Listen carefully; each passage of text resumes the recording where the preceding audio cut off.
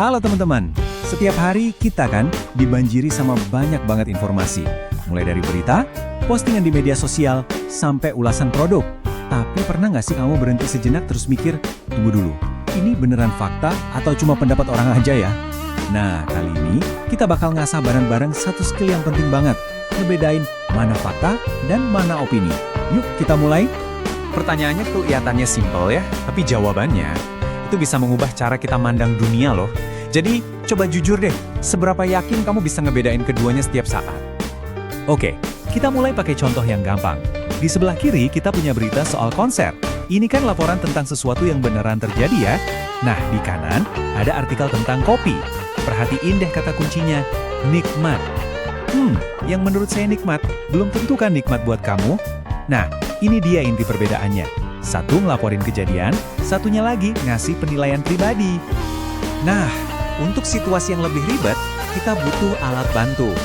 Jadi, ayo kita pura-puranya jadi detektif informasi. Misi kita, nyari petunjuk-petunjuk tersembunyi di setiap kalimat dan ngelakuin beberapa tes simple buat mengungkap kebenarannya. Siap? Yuk kita mulai investigasinya. Oke, tes pertama kita. Ini langkah paling dasar buat seorang detektif informasi. Selalu cari jejak bukti dan data. Kenapa? Soalnya, setiap fakta yang kuat itu pasti punya fondasi yang kokoh. Gini deh, poin utamanya. Fakta itu harus bisa dibuktiin, bisa diverifikasi. Artinya, siapapun yang ngecek, kapanpun ngeceknya, jawabannya bakal sama. Beda banget sama opini, yang kebenarannya itu bisa ganti-ganti, tergantung siapa yang ditanya. Relatif banget kan? Fakta itu senang sama yang detail-detail. Coba bayangin angka yang presisi, tanggal yang pasti, lokasi yang spesifik. Nah, sebaliknya, opini itu seringnya main di area abu-abu. Bahasanya lebih umum, lebih susah diukur pastinya. Aha, ini dia nih petunjuk favorit saya. Anggap aja ini semacam sidik jarinya opini. Tiap kali kamu nemu kata-kata kayak bisa jadi, sepertinya, atau seharusnya, nah, alarm di kepala kamu harus langsung bunyi. Itu sinyal kuat banget kalau yang kamu baca itu sudut pandang, bukan fakta yang solid. Yuk kita bedah contoh ini bareng-bareng. Kalimat pertama, nilai jual rupiah 15.000 per dolar. Ini angka, jelas. Kita bisa buka situs bank, kita bisa cek, dan verifikasi. Beres, ini fakta. Tapi lihat kalimat kedua, seharusnya bisa lebih kuat. Nah, kata seharusnya ini petunjuk besarnya. Itu bukan data, itu harapan. Penilaian subjektif. Oke detektif, investigasi kita lanjut ke level berikutnya ya. Di tes kedua ini, kita nggak cuma lihat apa informasinya, tapi juga siapa yang ngomong dan kenapa. Kita bakal nyelam ke dunia objektivitas lawan subjektivitas. Fakta yang bagus itu ibarat wasit yang adil, objektif. Dia nggak punya tim favorit.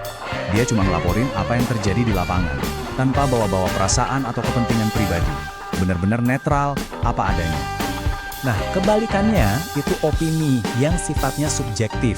Opini itu lahir dari dalam diri seseorang, dari perasaan, dari selera, dari pengalaman pribadi. Makanya, kalau ngomongin film atau makanan, pendapat kita bisa beda-beda banget. Soalnya sumbernya ya diri kita sendiri. Coba deh perhatiin sumbernya. Fakta itu selalu nunjuk keluar ke sumber yang bisa dipercaya, kayak ahli, data penelitian, atau saksi mata. Sementara itu, opini nunjuknya ke dalam, ke pikiran dan perasaan si penulis itu sendiri. Coba dengerin juga nada bicaranya. Fakta itu tugasnya cuma ngejelasin, gini loh keadaannya. Udah. Tapi opini, dia punya misi. Nadanya seringkali argumentatif, ngajak, atau ngebujuk. Soalnya dia pengen kamu ngelihat dunia dari sudut pandang dia. Dia pengen kamu setuju. Siap buat tes terakhir kita? Ini salah satu trik paling jitu buat misahin fakta sama opini. Caranya simple banget. Kita lihat kalender. Yap, kita akan main-main sama waktu. Slide ini ngejelasinnya dengan pas banget. Lihat ya, di tahun 2021, Dono sudah menang medali. Peristiwanya udah selesai, udah tercatat, bisa dicek. Itu fakta, nggak bisa dibantah. Nah sekarang kita lompat ke 2022. Bisa saja. Ini tuh lompatan ke masa depan, ke dunia kemungkinan yang belum pasti. Ini spekulasi, bukan laporan. Dan itu adalah opini. Jadi ini dia kuncinya. Fakta itu kayak cermin yang nunjukin apa yang telah terjadi. Kalau opini, itu kayak bola kristal yang coba nebak apa yang akan terjadi. Yang satu ngomongin kepastian, yang satunya lagi ngomongin kemungkinan. Oke, 3 tes utama udah kita kuasai. Kamu sekarang punya toolkit detektif yang lengkap. Yuk, kita lihat lagi semua peralatannya, biar kamu makin siap buat dipakai di dunia nyata. Nah, ini dia rangkuman 4 langkah super kamu. Pertama, selalu cari bukti. Tanyain, ini bisa diverifikasi nggak ya? Kedua, cek data. Datanya spesifik atau cuma kira-kira? Ketiga, lihat sudut pandang. Ini netral kayak laporan berita atau kayak lagi ngebujuk kamu? Dan terakhir, periksa waktu. Ini kejadian di masa lalu atau cuma tebakan masa depan? Ingat 4 langkah ini. Ini perisai kamu di tengah lautan informasi. Jadi, kenapa sih semua ini penting banget? Soalnya, kemampuan ini ngubah kamu dari yang tadinya cuma konsumen informasi pasif, jadi seorang pemikir yang aktif dan kritis. Kamu nggak bakal gampang lagi keombang-ambing sama berita atau ulasan, sebaliknya kamu bisa ngebangun opinimu sendiri tapi di atas fondasi fakta yang kuat. Tapi sebelum kita selesai, saya punya satu tes terakhir buat kamu. Kalimat yang barusan kita lihat di slide sebelumnya, dengan mengetahui ciri-cirinya, kamu bisa membedakan mana fakta dan opini. Nah sekarang, coba deh pakai semua alat detektifmu. Pernyataan itu sendiri, sebuah fakta yang bisa dibuktikan, atau sebuah opini? Jawabannya saya serahkan ke kamu. Sampai jumpa di penjelasan berikutnya.